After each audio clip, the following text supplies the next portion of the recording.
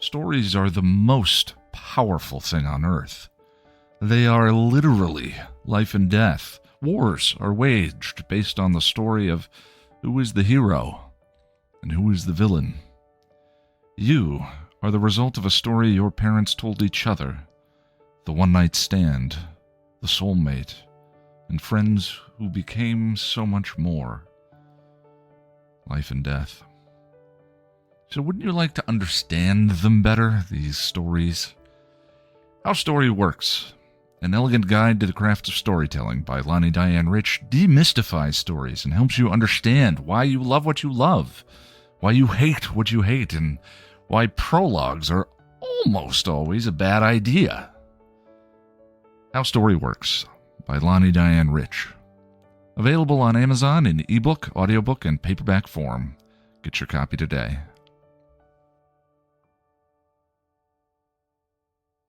Welcome to Still Pretty, a Buffy the Vampire Slayer podcast from Chipperish Media. I'm story expert and one of those wheel thingies, Lonnie Diane Rich. And I'm film scholar and stupid, useless fad. No, I said fad, and I'll say it again. Noelle LaCroix, and we're here today to talk about Gingerbread, the 11th episode of Season 3. Gingerbread aired on January 12th, 1999, and was written by Thania? Nobody knows. I don't know. Nobody knows how that's pronounced, even her mom. Thania St. John and Jane Espenson, and directed by James Whitmore Jr. I'm saying Thania, and I think it's a beautiful name, and yes, well done. Thania is beautiful. Thania is beautiful. However it's pronounced, and if she is out there listening to us, sorry, you. Friend of the podcast? Yeah. Hey, I have a name that I have to explain to people all the time, so it's fine. Anyway, this is the episode where Amy turns herself into a rat, and she stays a rat, except for one tiny blip, for 3 more seasons. And I remind you of that to remind you that Still Pretty is, as always, fully spoiled for your listening pleasure. So if you haven't seen it, it's a 20-year-old show, and it's probably been spoiled for you a whole lot already. Yeah. But I'm also kind of curious as to why you're here and why this is your first episode of Still Pretty. But, welcome. We're happy you're Shit here. happens. Mm-hmm. Yeah. All right. Grab your wolfsbane, toadstone, and the nearest fire hose, and let's go on patrol.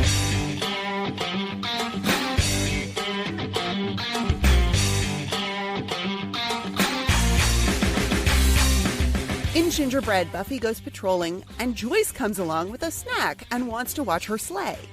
When Mr. Sanderson from the bank attacks, Buffy chases after him and tells Joyce to stay. Joyce wanders off and discovers 2 small children, a boy and a girl, dead at the park with symbols painted on their hands. Buffy goes to Giles and shows him the symbol, which he says is indicative of a ritual slaying. A group of human beings. Someone with a soul did this. That's it. While you're looking for the meaning of that symbol thingy, could you also find a loophole in that Slayers don't kill people rule? Joyce shows up at school upset about the kids. She's organized everyone in town, including the mayor, to get together for a meeting at City Hall. Even Willow's mom, who apparently hasn't seen Willow since August, shows up and starts spouting off academic pseudo-speak about the rise of mysticism among teenagers. The mayor speaks and says it's a good town, but then Joyce feels inspired and takes the mic.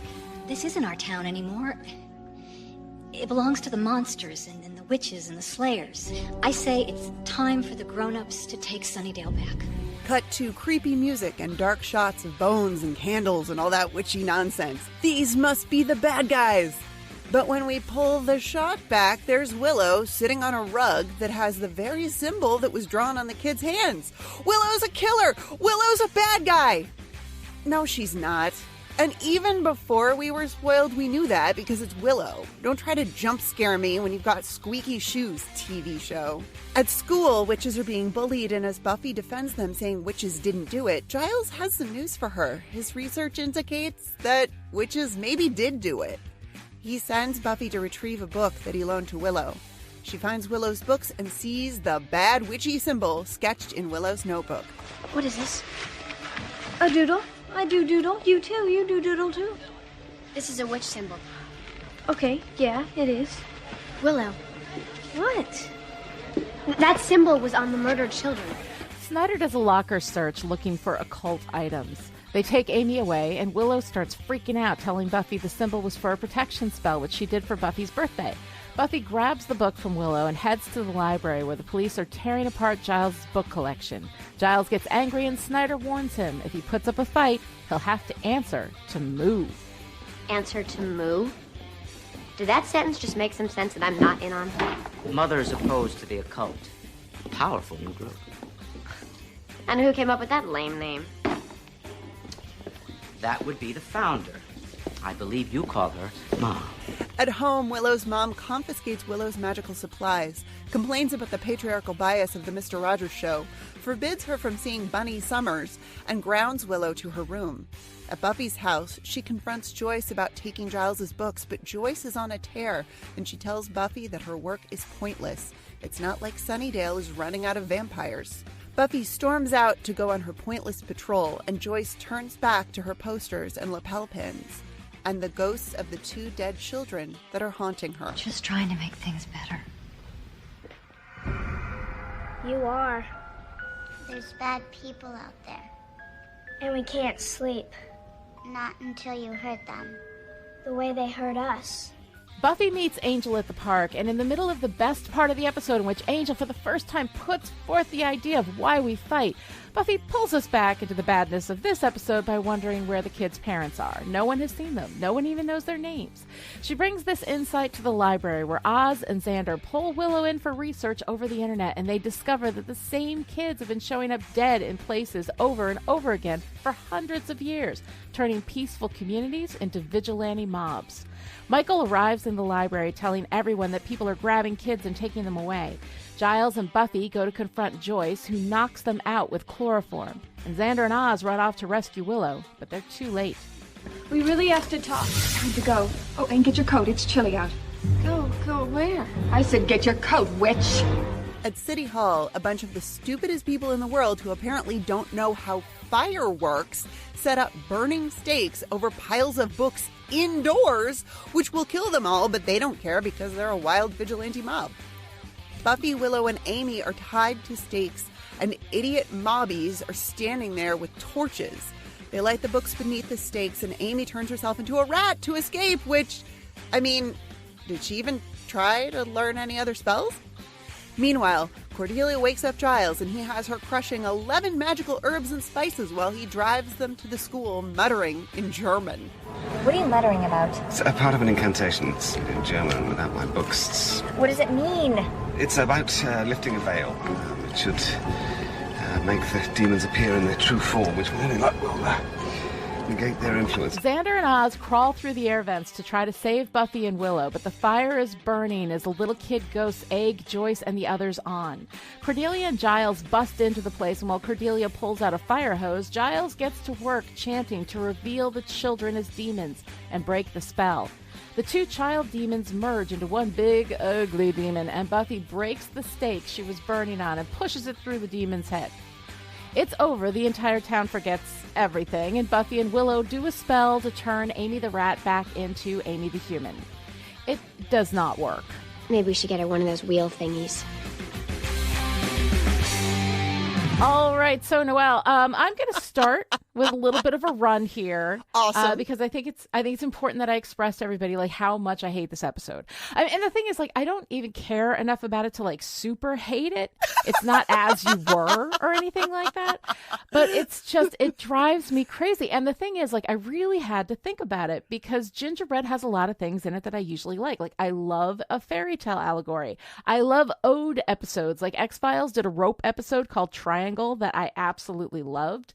And when Buffy does ode episodes, I don't necessarily really care for it. Like, I didn't love Double Meat Palace either, which was also an ode episode written by Jane Espenson in the 6th season, which references the 1970s weirdo horror, whatever it was, called Soylent Green, right? Soylent Green is people, like that whole thing.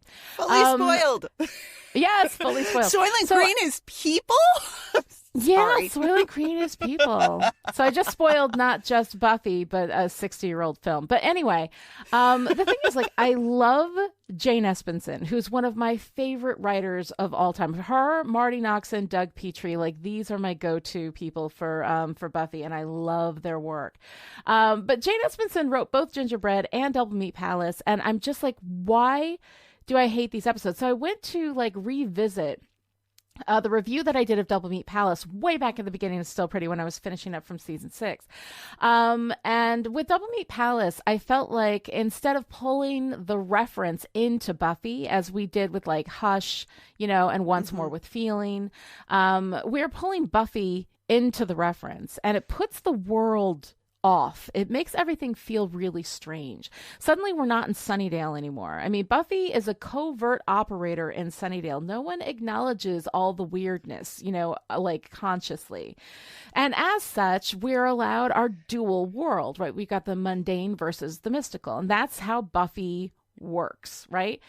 But here they've kind of pushed them together. You know, the admittedly thin veil between them is lifted entirely. And that's a big deal and something that you can't really just undo, except they just undo it. At the end of the episode, this big moment of revelation where everyone knows is just snapped back and we pretend it never happened.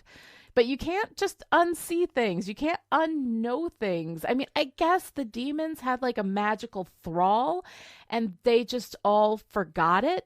But whatever, I don't know. The whole thing is just weird and it doesn't work for me. But in addition, we're not just referencing one thing in Gingerbread. We're sewing together bits and pieces of other stories like some kind of narrative Frankenstein. Only that last jolt of electricity is not bringing this shit to life. It's not working. You know, we've got bits of Hansel and Gretel, Fahrenheit 459, The Crucible, bits of real life fascistic regimes, you know, references pulled in. It's like this hodgepodge of weird combined with a sickly green visual aesthetic that speaks to Apocalypse Now. And that reference even becomes text when Snyder says, "I love the smell of Desperate Librarian in the morning," right? So it's a weird episode. It's not Buffy. It doesn't feel like Buffy. It's something that's way too self-aware and way too disjointed to be anything that you can kind of sit comfortably with. And I don't like it. And it annoys me every time I see it, even though there are things in it, there are themes in it, there's stuff in it that ordinarily I would really enjoy. But because it's so weird and like overcooked, right? It doesn't work for me. So now I want to throw to you, and I am hoping that you really liked this episode so you can balance out how much I freaking hate it. I love that you hate it so much that you added 8 degrees to Fahrenheit 451. That's just... Oh, shit.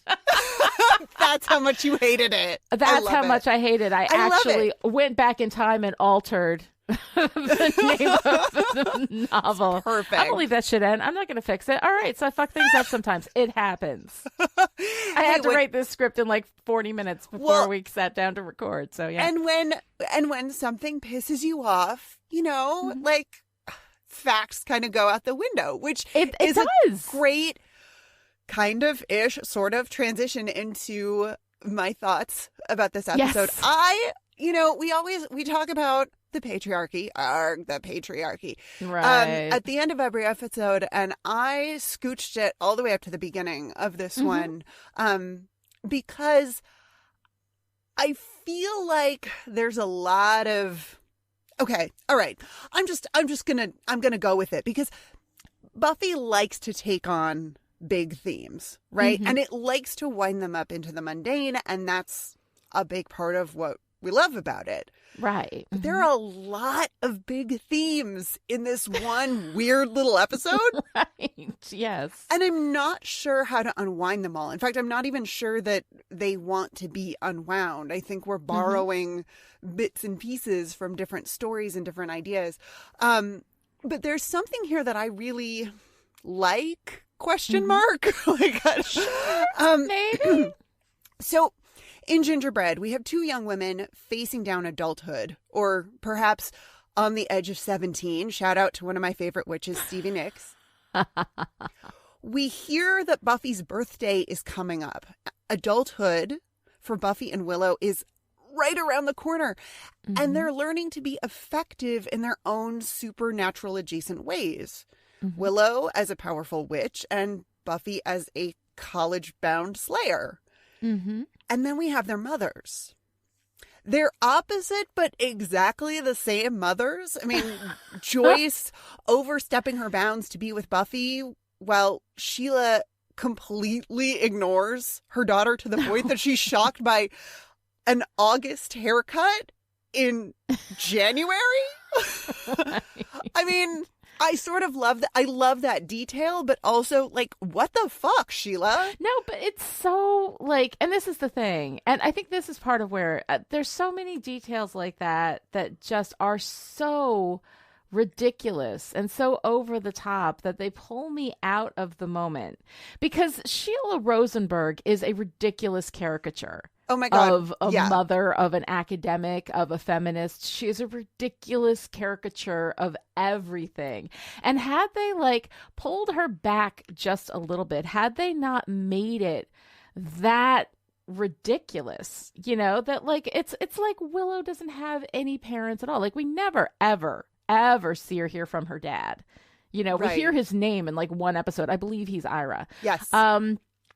But we never see her dad. We never see, I mean, last week in Amends, we got this, you know, we finally got Willow kind of like holding her ground that like, hello, I'm Jewish. Not everybody worships Santa, you know? And so we got that real strong sense of this identity from her, you know, in Amends. We've had this, you know, kind of reference to Xander's terrible family life, which of course we then made like, you know, super textual in Amends as well. So now we're getting a look at Willow's home life, and it doesn't make any sense that like nobody's taking care of Willow. Nobody cares where she is. Her mother hasn't seen her or noticed anything about her since August. And this is the first time that Willow's had a complaint about that. Like we have been weaving in Xander's complaints, you know, about his family, like pretty much from the beginning. They're subtle. They're usually, you know, on the back end of some kind of snarky joke he's making. Mm-hmm. But it's always been there. Like this idea that Willow is so completely neglected that her mother literally has not noticed her for 6 months, you know, that's a bit much. It's a bit over the top. And so all of that stuff, you know, put together is another thing that like separates me. It separates this episode from the reality of the Buffy world that I see everywhere else. Right. And we're trying to put Willow's mother in contrast with Joyce, who is suddenly like super on board with the whole Slayer thing to the point that she and over attentive, right? Yeah. And this is not a Joyce that we've seen really before, maybe a little bit, but it feels really forced. I mean, both Joyce the mother is always doing her gallery stuff. Yeah. She's gone for weeks at a time. We don't even see her. You know? Yeah. Like, but we get these mother characters who are supposed to be opposites of one another. Mm-hmm. Yeah. And somehow over the course of the story, both of these women end up attempting to burn their daughters at the stake. Yeah. And I think it's interesting and perhaps really problematic that both Joyce and Sheila do this on their own without Buffy and Willow's father's involvement. Hank Summers is out of the picture, and Ira Rosenberg is out of town. Right. And I put this whole mother-daughter stake-burning thing under Arg the Patriarchy because at best it seems like a cautionary tale about what happens when you let women, specifically mothers, as in mothers opposed to the occult, call the shots. And yes, that is the best case scenario. A worse, and to my way of thinking, more likely scenario is that Gingerbread is a story about the way adult women are among the most devoted servants to the patriarchy, especially when it comes to their daughters. Mm-hmm. I've talked before about both magic and slaying as stand-ins for sexuality and queerness, and we will get even more of that as we move through Willow's arc specifically. Yeah. In this episode, Joyce lumps witches and slayers in with monsters. Yeah. And then as she's setting the girls on fire, Joyce tries to bond with Sheila. Well, yeah, murdering your kids together. I mean, that's got to pull you close. Right? You know, their refrain is effectively, think of the children. But what that really means is make sure to uphold the status quo. Yes. And the status quo where anything strange, unique, or queer is punished. And punishment means violent death. Right. So The children Well, turn and out- the demon Yeah. is coded male. Like when the Yep. two children merge, and Yep. then we've got this huge, massive demon. I mean, that's a dick swinging demon. Totally. Yeah. You know, it's a man. So, yeah, that's really interesting. Yeah, the demon is coded masculine, and its sole desire is kill the bad girls. Yes. I'm like, all right, we got ourselves another giant patriarchy demon. I mean, it's really, it's super, super icky. The whole mother-daughter witch hunt thing is super icky, and I don't know that that's what the writers meant to say, that, you know, I'm not sure that they did, but I mean, but it is kind of a reflection of what we see, right? It's men using women to turn against other women. Right. Ugh. Yeah. And using women to oppress their daughters who are, you know, who are about to become adult women themselves. It's super gross. It's super gross. And they mustn't make it to adulthood without knowing that they are shameful just in their very existence. Yes. Yeah. So, yay. Wow, so you liked it, huh? Well, okay. I like how ambitious it is in its themes. I mean, I don't think that I'm not sure that it succeeds in everything that it attempts to do. And there are a lot of little, like, loopholes and things that I go, really? Like, no one noticed, and, you know, no one notices until 3/4 of the way through the episode that we don't know the kids' names. Right. Like, really? Well, I mean, I guess if everybody's under a spell, because it feels very clearly that it's not just that the kids are haunting Joyce, but they're controlling Joyce and the other people. Yeah. So they're actually, like, they've got them under some kind of spell. And when you are under a spell, like, you can't necessarily see everything. But we needed to explain that more clearly, or show it more clearly, that this is absolutely there's something demonic going on, and it's affecting all of the adults in a very specific way. Right, but it's not affecting Giles. No. Right? Giles is free from it. And Buffy, Xander, Will, like, all the kids are free from it. Yeah. It's super weird. So I like that it takes on ideas of, you know, the patriarchy, and also, you know, things like censorship, and you know, what it means to be different, and how afraid we are of anything that's different, and what it means to make things right when something goes horribly, horribly wrong. It raises all of these really interesting questions, and it borrows all of these really interesting symbols and ideas from, you know, fairy tales, from other narratives, from other aspects of Buffy, but then we never really pay it all off. It never really totally comes together, and it is super, super distracting when it doesn't. Right. I love an ambitious story that, you know, tries to grapple with lots of different themes, but and I like some of what we get in Gingerbread, but I don't love it. It's a fun episode. It's a fun episode to tear apart. I don't hate it the way you do. I mean, I kind of like the occult narrative that, like, oh, witches did it, and then, you know, Buffy's like, no, there's no way witches didn't do it, and Giles is like, actually, I think witches maybe did it. But I don't know. Is this our first instance of using Wicca and witchcraft interchangeably? I don't remember. I think so, and it's something we will continue to do. Totally. And it's super, I mean, Giles links the murders to European Wiccan covens. And I mean, we all have the same Google, folks, but real quick, Wicca, religion, no ritual or human sacrifice involved, good and love the earth, and I'll be over here. Right. You know, I just, like, lazy storytelling, lazy writing there with that link. And I do not buy this symbol as a scary, weird symbol. I don't buy it at all. This is a point-up triangle, strong foundation, ascending to heaven with a happy little smiley mustache. It's a pyramid that's happy to see you. It's a November triangle is what it is. It's a little happy. It's a little happy pyramid. I mean, when you find dead children with symbols drawn on their hands, like, you're going to think that the symbol is something bad, even if it looks happy. But, I mean, is this an actual real... I didn't look it up. Is this an actual real symbol? I looked it up. It does not appear to be a symbol. A real thing. Outside of Buffy.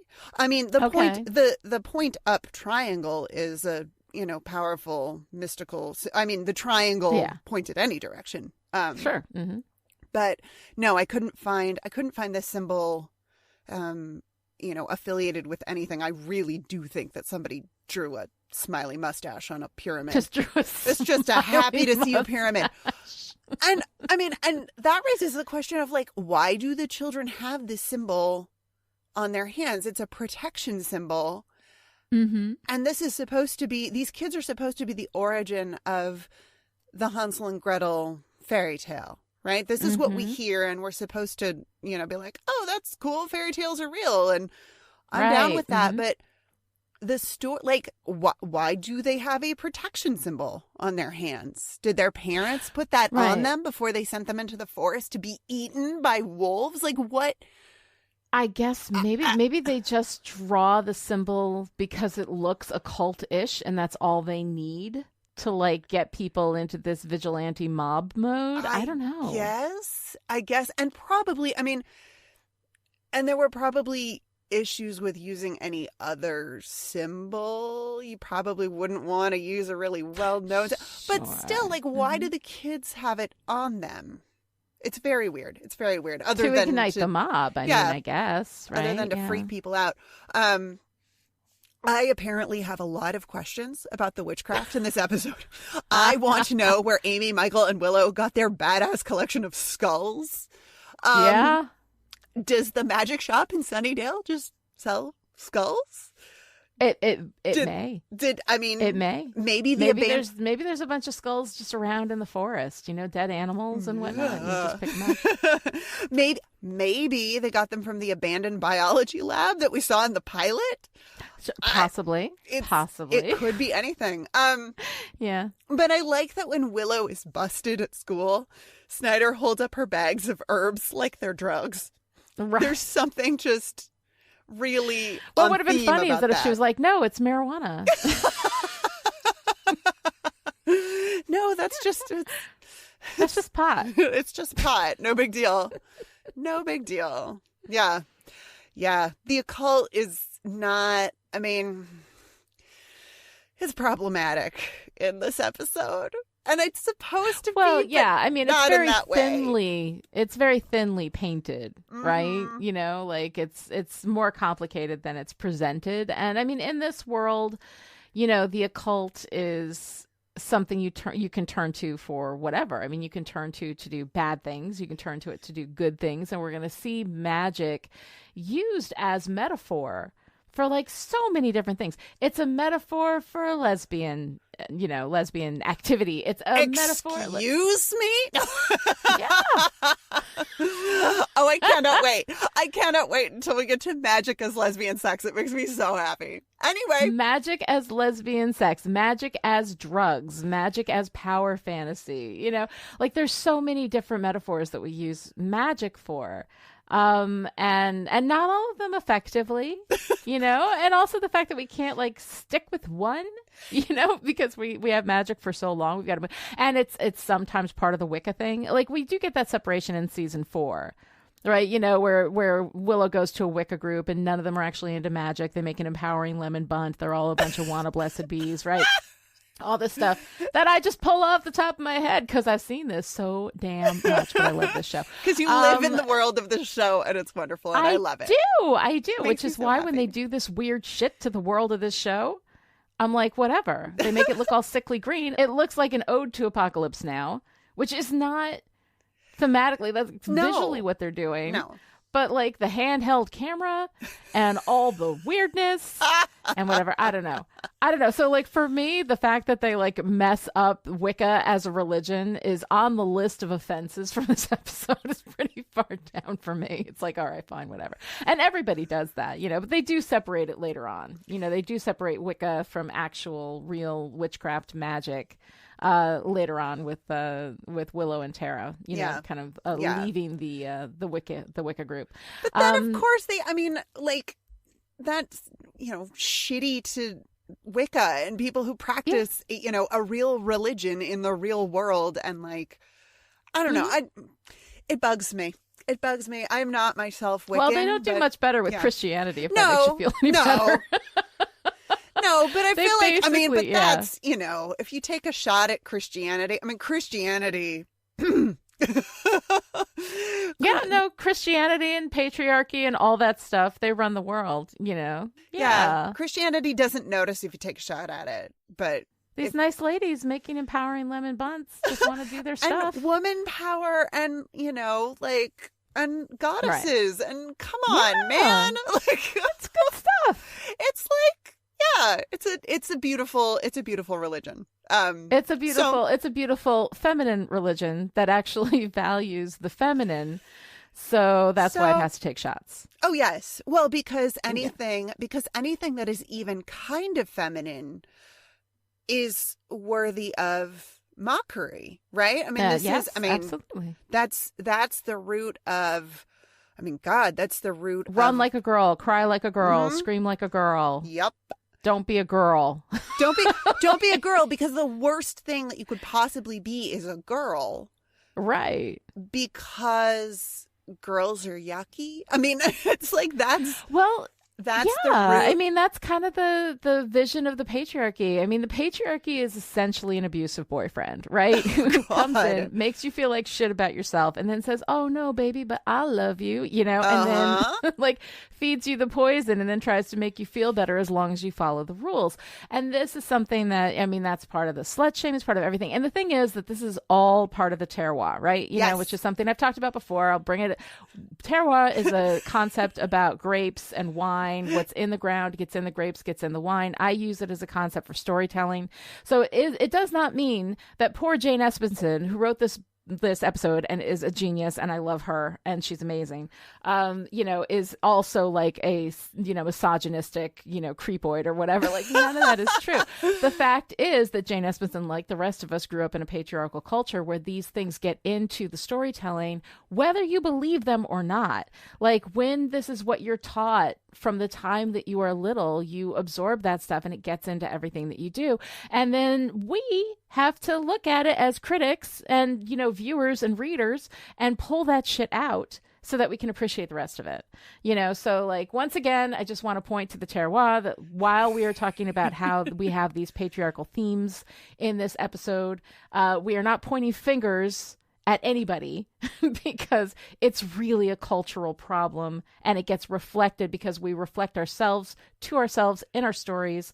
That's how that happens. So I just wanted to go and do my little quick PSA there. Your little terroir every 6 episodes or so, I've got to do the terroir. Yeah, you got to talk about terroir about every 6 episodes. Because I want it clear that it's not the fault of the writers. The writers grew up in a culture that does this to people. Yeah, well, fault is that's a tricky space to get into because, if you uphold a message, is it your fault? But we all do it because we're all I don't know. It's not your fault, but it is your responsibility. Yeah. It's our responsibility to recognize these things. But at the same time, like, you don't know what you don't know. And if you are, in a space where you haven't really engaged with these ideas very much, then you don't know. Now, if you have engaged with these ideas fully and you're like, nope, I like this patriarchal message, well, then we got issues, right? But I don't think that that's the case. And back in the 90s when this was done, like, I didn't know. The stuff that I was writing was full of patriarchal bullshit. If you go back into my novels, from like the early aughts, right? Like, I'm sure it's full of patriarchal bullshit. I'm sure it is, because I was full to the eyes of patriarchal bullshit. Like, it's in the culture. So as soon as I started kind of waking up to it and recognizing it, like, since then, I've worked very hard to acknowledge it in my work and to, like, remove those influences from my work. But so in the end, like, I don't think that having these kind of themes show up in the work necessarily means that somebody is the patriarchy's foot soldier. You know, it's just that, like, these are the things that happen when we're not really thinking about it, and when we don't address it. So I just want to, like, I hate this thing that happens sometimes with critiques, not with us, of course, because we're lovely. But, like, where critics do this thing where they just, like, they tear something down because it makes them feel smarter and look smarter, you know? And the thing is, like, I don't think that's fair. And I think that it has more to do with the ego of the critic rather than actually engaging with the material in and of itself. And I think that throwing around judgment and blame and accusations over intent is not really, like, a helpful way to deal with the material, because it doesn't address the material. Right. What it does is it becomes this personal, well, look at me, I'm more woke than thou. Right. And I have no time for performative woke bullshit. Like, I really don't. No. Yeah. But I mean, the thing is that, like, I firmly believe that this is something that we need to take seriously and we need to think about seriously.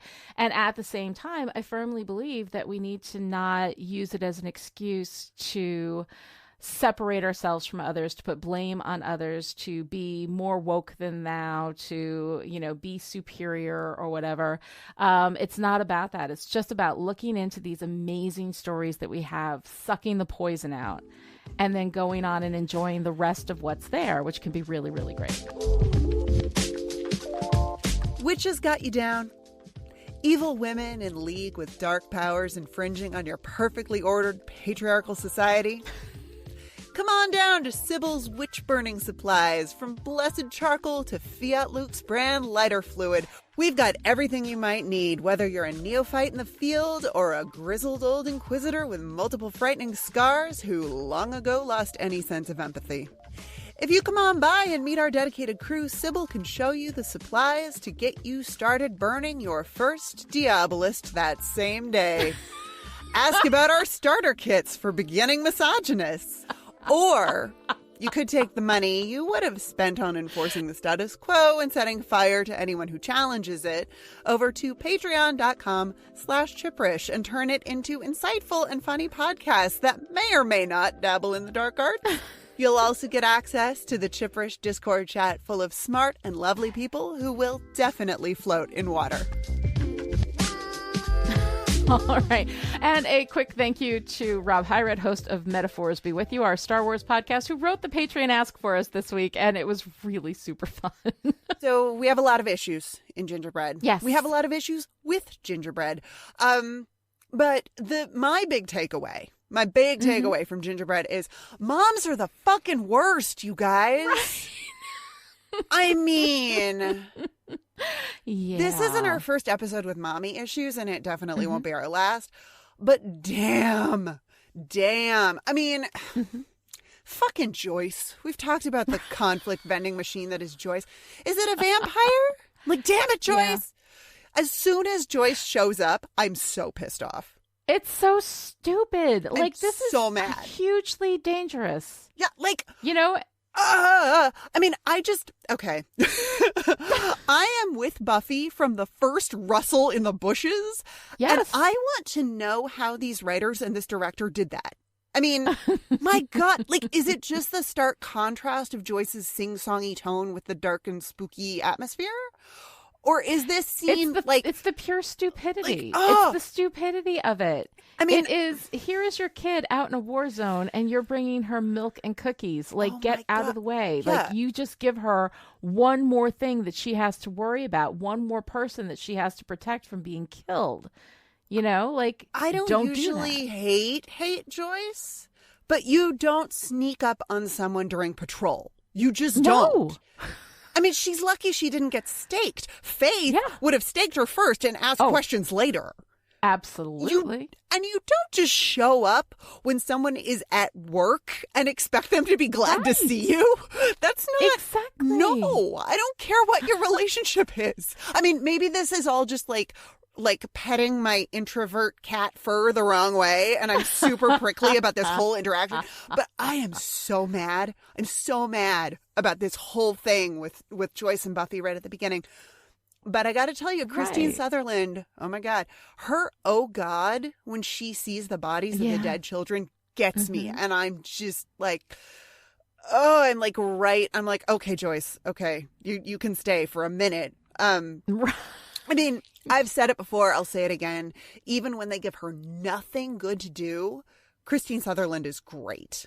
No, she's fantastic. And the only reason I have any time for Joyce at all, especially in these first few seasons, is because of Christine Sutherland's performance, which I think is really good.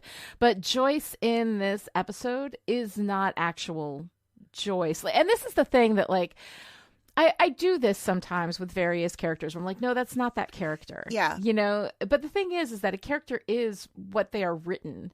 You know, like if they are written to do something, then that becomes part of that character's, personality or whatever.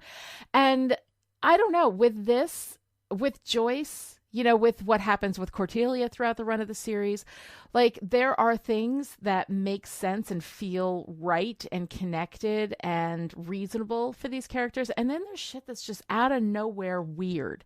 And it isn't like who Joyce is. And Joyce is very often a conflict vending machine.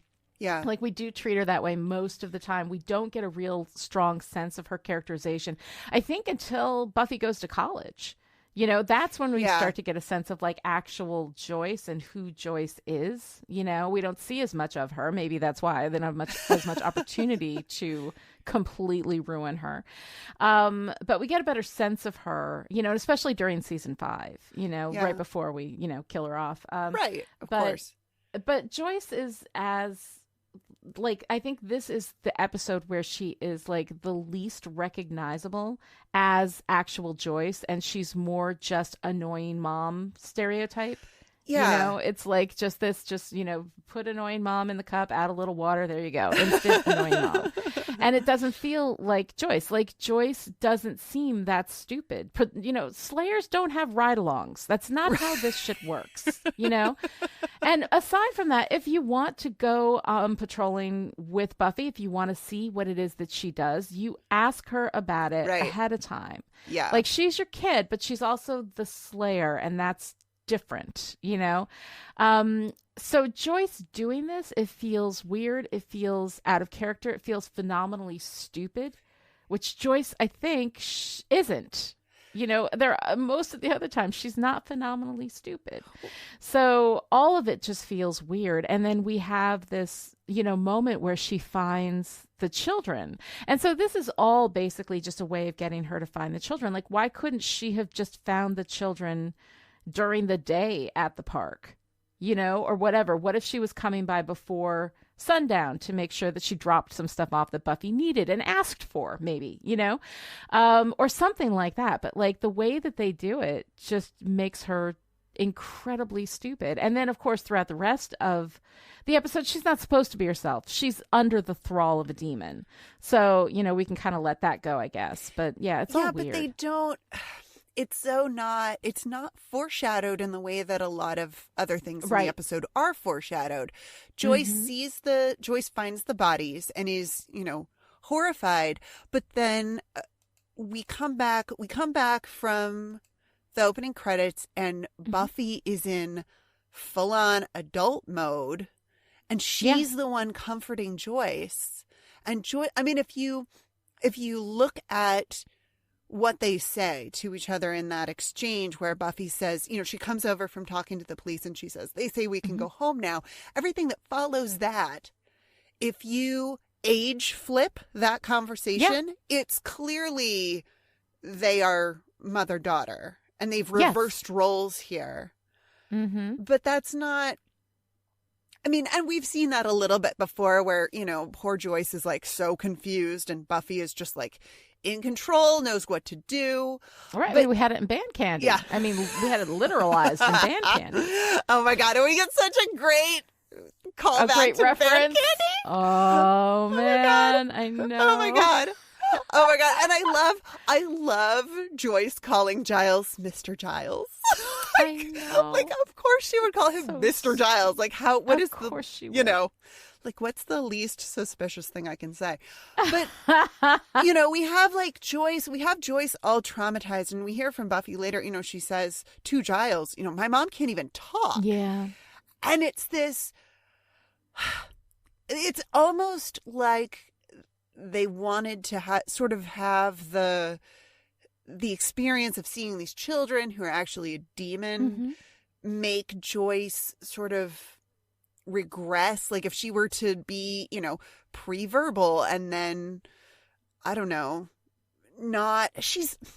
we need to see her be not herself more or something. But I'm not sure that the writing team knew at this point who they wanted Joyce to be. Well, no, I mean, Joyce is different depending on who's writing her and what the needs of the week are, Right. And this is the problem with stories about teenagers or children or young people, who would still, who it would be expected would still have parents in their lives, because especially if you want young people to have adventures in your stories, you have to explain why their parents aren't there, or why their parents don't notice that they're gone, or why their parents are not paying the fuck attention. Yeah. Because, like, even the most neglectful parents, like, I would think would notice something.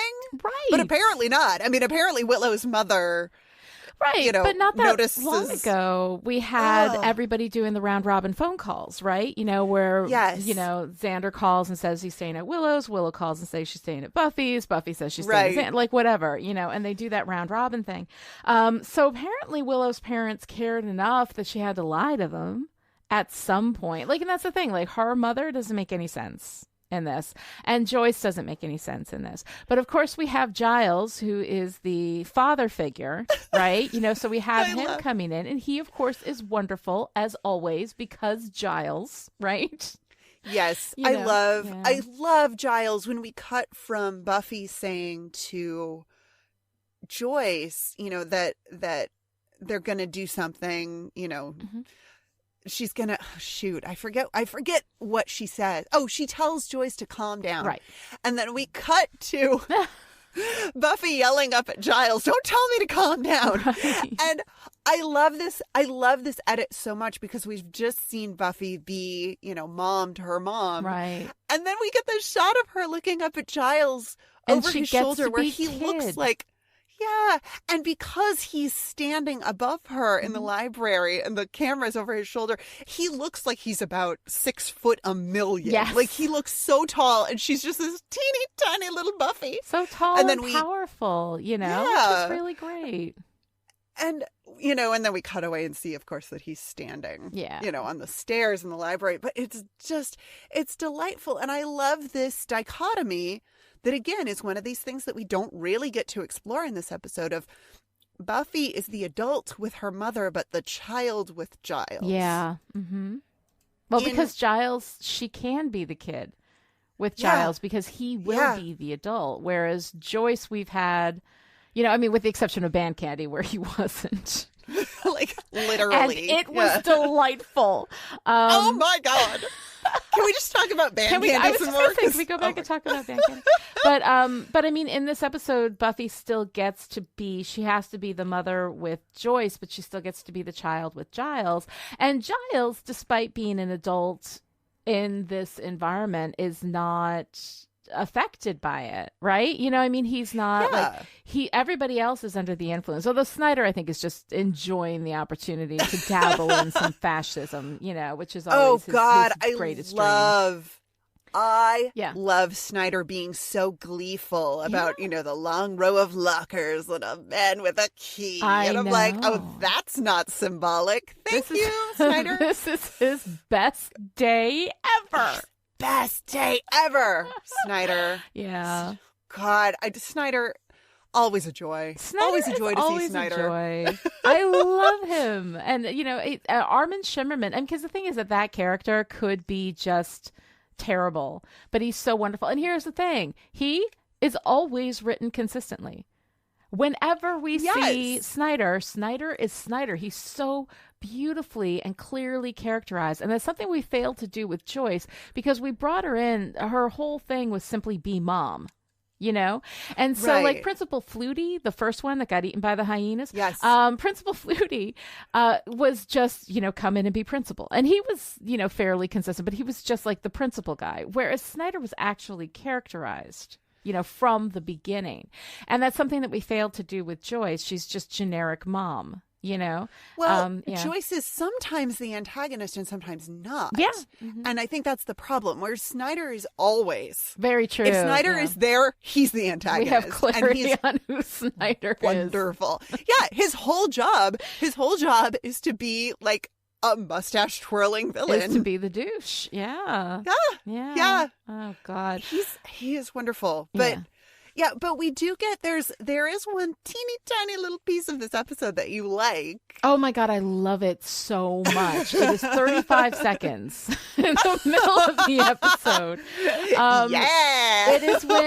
It is when Buffy sits down with Angel, right, and talks about how, her mother said it was fruitless, no fruit for Buffy. Here I am doing this, thing, and it never works, and I've got a clip of it here. So I'm just going to play that real quick. I do know it's important to keep fighting. I learned that from you. But we never win. Not completely. Never will. That's not why we fight. We do it because there's things worth fighting for. So this expression of why we fight is a huge part of Angel's entire character, entire ethos. There's actually an episode of Angel called Why We Fight.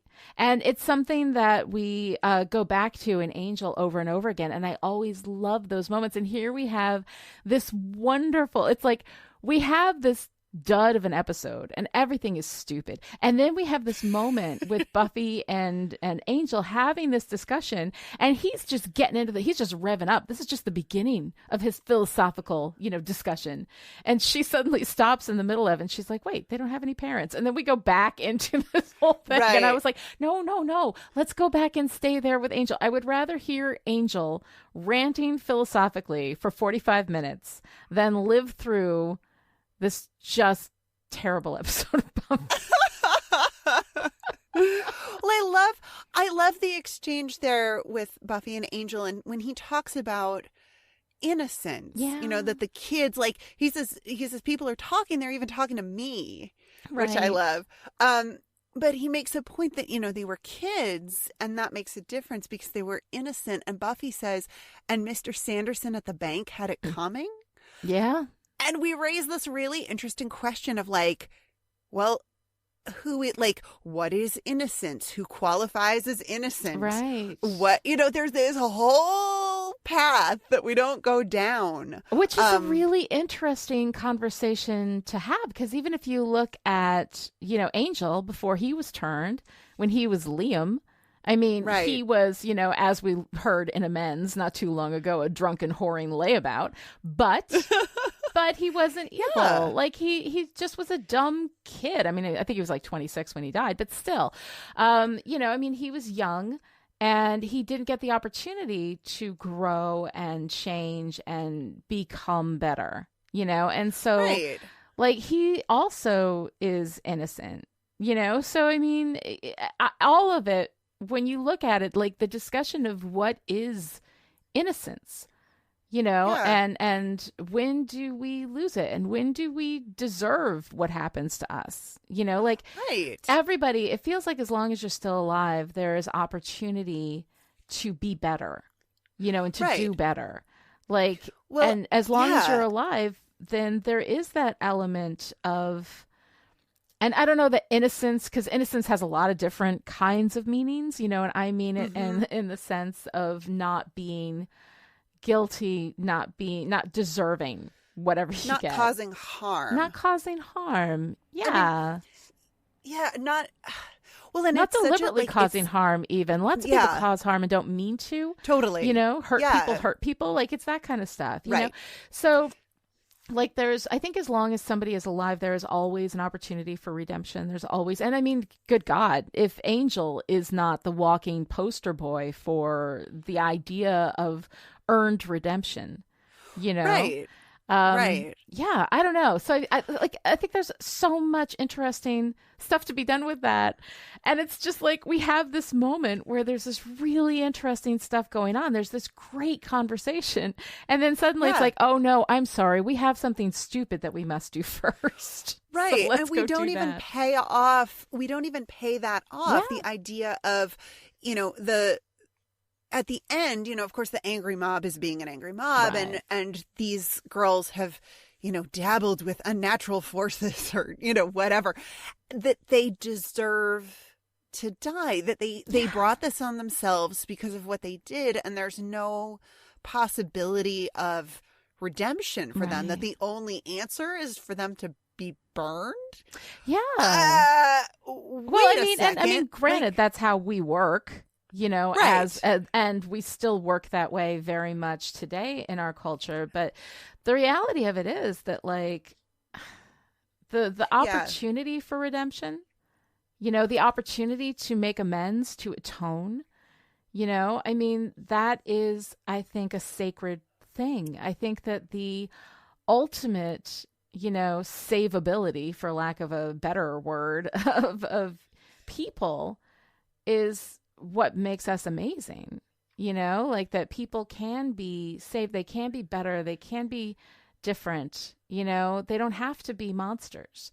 It is a choice, you know, and you can choose differently. And I think that we see that a lot with Angel's story. I think we're going to see it, you know, Faith's arc. If you look at her arc throughout the whole run of the series, both here and over in Angel, we see that a lot with her too. Like that ultimate, you know, salvageability of the human soul, that you can be saved. And Angel is a huge, you know, fighter for that. I mean, he will always try to save people if it's at all possible. You know, he will always try to help people redeem themselves, you know.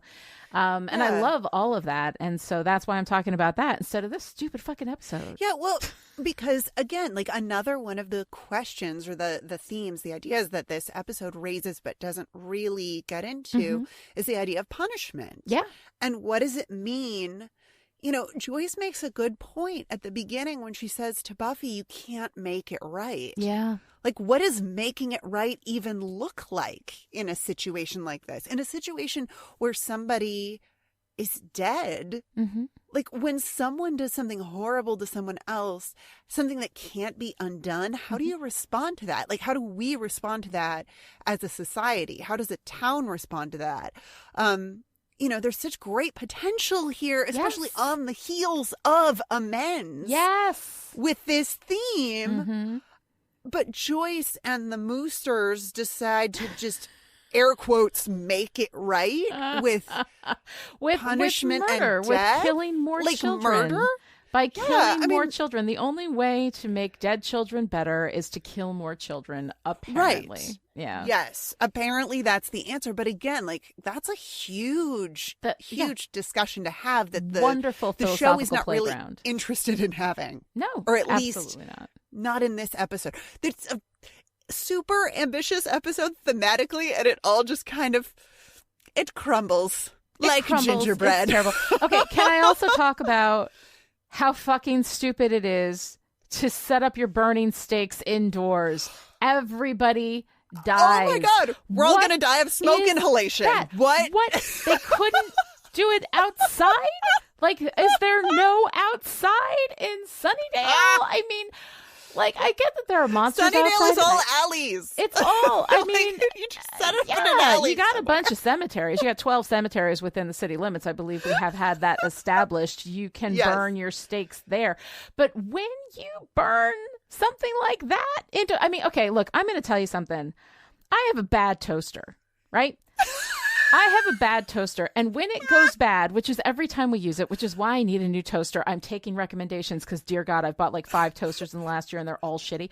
But anyway, this thing smokes and burns and, sends like, smoke throughout the house from a piece of burnt toast, right?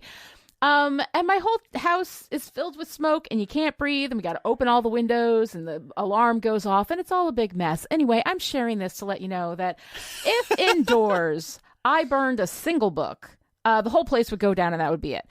You're in this room, this enclosed room. The windows aren't even open. They're lighting things on fire as though no one knows how fire works, and it's going to kill them all, not to mention the fact that they've locked the doors. So, I mean, Giles has to pick the lock to get in, right? Yeah. The phenomenal stupid. Okay, and okay, fine. They're all under the thrall of these demons that don't just want the girls killed, but they want everybody killed. And so the vigilante mob is going to go up and smoke with the girls, and that's the whole point. Fine, but it's so stupid. Like, you would think that the pure stupidity of it would wake somebody up.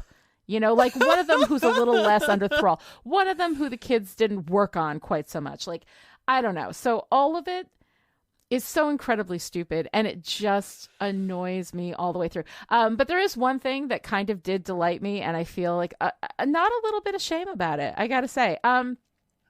The moment when Willow is saying the last time we had a conversation was when you brought up the patriarchal bias of the Mr. Rogers show, and then Sheila gets so mad. She's like, well, the way King Friday just lords it all over everybody. And here's the thing, like, that's fucking ridiculous. It's a ridiculous, stupid argument and whatever. But I kind of feel Sheila Rosenberg in that moment. Like, okay, I don't feel her. I see myself in her. Like, if we have a moment with my kids where we're having a conversation and it turns to Buffy or, any story that I feel strongly about. I mean, I have been tormenting these poor kids from the time they were little with, Nemo's motivation in Finding Nemo, like shit like that. Like, I will go on a tear. And now they're older. They're in it with me, man. We saw, the all-female Ghostbusters and talked the whole ride home about all of these issues and things and blah, blah, blah, blah. And that was great. Oh, my God. I want that 2-host minimum. Oh, I my want God. you and your kids talking in the car Ghostbusters. after a movie. Yeah, I'll record it. The next time we go see a movie, I think we're probably going to go see Endgame. So I'll record it afterwards, like all of us talking about Endgame and whatever. Because it is really fun. And they're amazing and they're so smart and it's really great. But from the time that they were little, like, that's the shit that I would do. I would be like, do you realize, the inherent issues with Blue's Clues? Like, do you see? So I'm just saying, like, I don't think that Sheila is good in this moment. I don't think that I'm particularly good in those moments, but I see me and Sheila Rosenberg and I kind of sympathize. Oh, Sheila Rosenberg, straw academic and straw feminist. Absolutely. Both of those things. God. Oh, my Just God. literally cannot stop herself. And that's kind of like where I am. When somebody brings up one of my little things, one of my little bugaboos, I cannot not say anything. I have to go into a whole rant. And it's, you know what I'm saying? I figure it's part of my charm. I'm at the age where I'm like, you know what? Whatever. It's who I am. Love me, love my wild, stupid rants, whatever.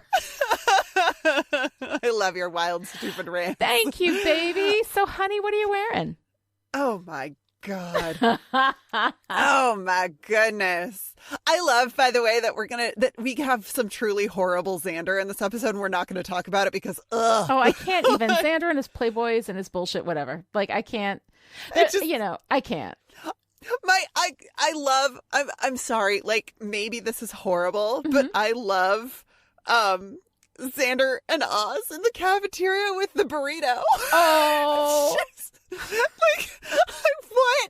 What is going on in that moment? I love it so much. Oh, well, I love Xander and Oz. Okay, well, let's go ahead and take a moment to talk about it. Xander and Oz, I love this whole thing with Xander and Oz. I love that Xander is, really, like, uptight and tense about everything that happened, and that Oz is judging him, but then the two of them work together to save Willow, and that bonds them. I love that Oz is not particularly threatened by Xander. He's processed all of this. And I mean, mean, last week in Amends, he says to Willow, I don't think it ever will be over between you two. And I have to decide if I can accept that. And, you know, if it's worth it. And it is. And he decided that it was worth it. And it is. And he's not going to like hold it over anybody or be a jerk about it, you know. And Xander is just reflecting his own guilt onto Oz. But then the two of them bond as they try to rescue Willow. And of course, both of them completely fail and just fall through the vents at the last minute, where the vents in which they would have been cooked like a Thanksgiving turkey had this been successful. But you know what? They tried. They did their best. They tried to come in and save them. So like Xander, with all of his problems, I mean, last week in Amends, he had that wonderful moment where he came in, showed support for Buffy, let go of his, you know, ire toward Angel and supported Buffy in trying to help him, which I thought was really wonderful. So Xander's been winning some points with me. And because of that, I am ignoring the Nazi Germany stuff. I'm ignoring the Playboys stuff. We don't need him to reference. It's clearly a fascistic regime under Snyder at the moment. We can just say fascism. We don't have to go to Nazi Germany. Like, I feel like that's a thing that we don't need to bring up. It's incredibly painful. And you know, like a trauma trigger. So if you're going to talk about Nazi Germany, like, I think that you need to earn it by actually talking about what happened there, and they're not going to do that. So just say fascism, you know, just genericize it. That's fine. I always think specifics are better. I tell all of my students in writing that specifics are always better. This is one of the circumstances where you could have let that go, you know? Yeah. And we don't need to call it out so much because we're showing it. I mean, we're literally burning books. Right. We're literally like, I don't know. Got that Fahrenheit 459 working for you, baby. Yeah.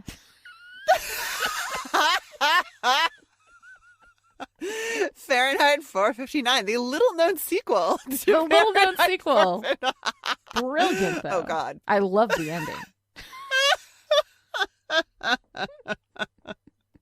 Yeah. Oh dear. But I also love how offended Giles is. Like, Giles doesn't get upset. He's the calm guy. Like, he doesn't get upset much. But when Snyder comes in and touches his books, no, that is Ripper coming out right there. He is about ready to throw down. And I love it. And then he tries to get on the computer to do his research. And he just can't. Giles. Oh, my God. Sweet. Oh, God, Giles. So sweet. But he's not wearing his scruffy sweater. I feel for you. We don't have scruffy sweater, Giles, and I miss him. I miss him so much, Noelle. He is my heart.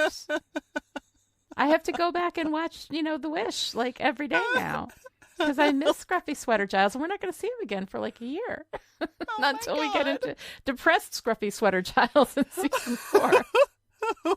Which is also, by the way, another one of my favorite. All of my Gileses are my favorite Gileses. All of the Gileses. There is not a Giles I do not love. How do you feel about Demon Giles? I was just going to say, even in A New Man, Demon Giles, love him. Love him. Horns and all. Horns and all. I am into Giles, and I am not going to be ashamed. So, Noelle, what are you wearing? I love Buffy's blue patrol coat. Yes. Giving me all the Dana Scully vibes. Right. And I love that she looks like the adults in the scene, which is totally appropriate. Mm-hmm. She's like dressed for work. Yes, she is. Which is fantastic. And then, you know, zooming all the way to the end of the episode, you know, everything is almost back to normal, and Willow is wearing her adorable red overalls, and I love Willow's collection of overalls. I love how almost being murdered by their mothers causes like almost no trauma. Like, right? They're fine. It's cool. My mom tried to kill me. But I'm going to be okay. Like, it's no big deal. I was actually on fire there for a minute. It's fine. My sneakers, orange sneakers are now black. But, you know, it's fine. Let's make some purple smoke in my bedroom. Right. Let's just work on the rat. Like, it's one thing. Like, they're working on Amy the rat, which is an adorable little ending to it. But like the fact that neither one of them is traumatized at all by this, and that they're not just focusing on Amy the rat as a desperate attempt to like not deal with the fact that their mothers tried to kill them. Right. Because moms are the worst. Because as moms are the worst, Amy's and we narrative acknowledge tells us. Right. I mean, I think it's very interesting that the one who escapes getting set on fire by her mother is the one whose mother is evil and trapped in a cheerleading trophy. Like, Yes. It's like perfect. The only reason Amy's mother didn't try to kill her is because Amy's mother already tried that. Tried that. Exactly. She started the trend. She was the first one, and nobody gives her any credit. She liked killing daughters before it was cool. She was all about killing those teenage girls, man. Absolutely. Absolutely. All right, so what's your girl power moment of the week?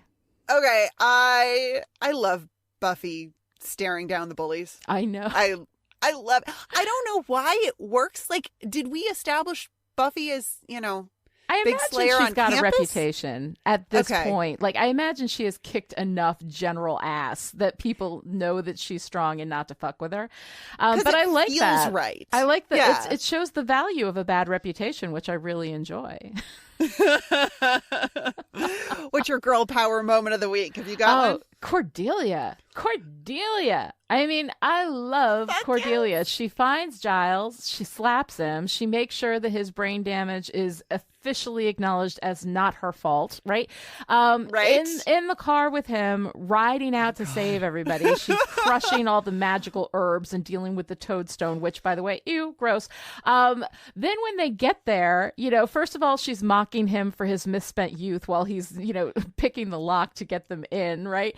She goes in, she takes her elbow, she smashes the fire hose, and she gets to business. I mean, granted, she starts putting out the books first, which I think is nice, whatever. Or hitting the people first, before she hits the books. And then they have to tell her, actually put out the fire that we're in. Like, stop knocking the people down. Put out the fire that we're in, And so she does that. And it's very cool. Like, I love seeing her kind of come in and bust the place open. It's awesome. And if it was not for Cordelia, everybody would have died. Yep. Yeah. Cordelia, welcome back to the Scooby Gang. Welcome back, whether you like it or not. Yeah, sorry, Cordelia. I hate to break it to you. Oh, Cordelia. Cordelia kicking all the ass is so wonderful. And I love her line in the car so much. I hate you so much. I know. just no. It's Thank so you. Great. Oh, It's I love it. Great. All right, so Noelle, what's your favorite part?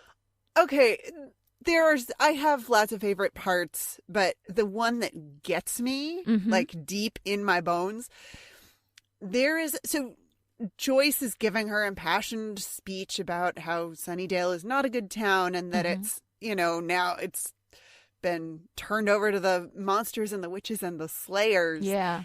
And we cut to Giles and his oh shit face. Like he's just, you see that hit him. Yeah.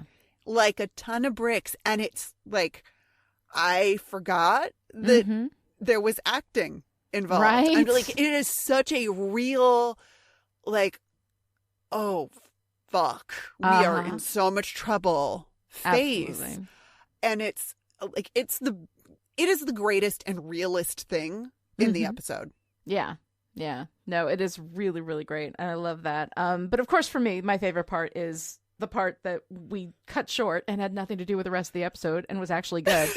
Is the why we fight, philosophy from Angel. I love that. And I also really love the awkward meeting with Giles and Joyce at the town meeting. I thought that was really fun. Good. So good. I love it. And then so when much. Sheila says there's rumors and Giles's head whips her out about us. Like, oh, what? Giles. It's so good. I love Giles. All flavors of Giles. That's it for today. We made it through another one. To join in the discussion on Twitter, follow Lonnie at Lonnie Diane Rich and me at Noelle Aloud and use the hashtag StillPretty. Also, you can keep Chipperish Media going to the tune of $1 a month or more and gain access to the live chat in Discord, where you can hang out with me and Noelle and all the Chipperish patrons who love the smell of Desperate Librarian in the morning. You can also show your support by giving Still Pretty a great review on Apple Podcasts, or by telling your friends about the show, or by doing a doodle. I do doodle. You too. You do doodle too. I do.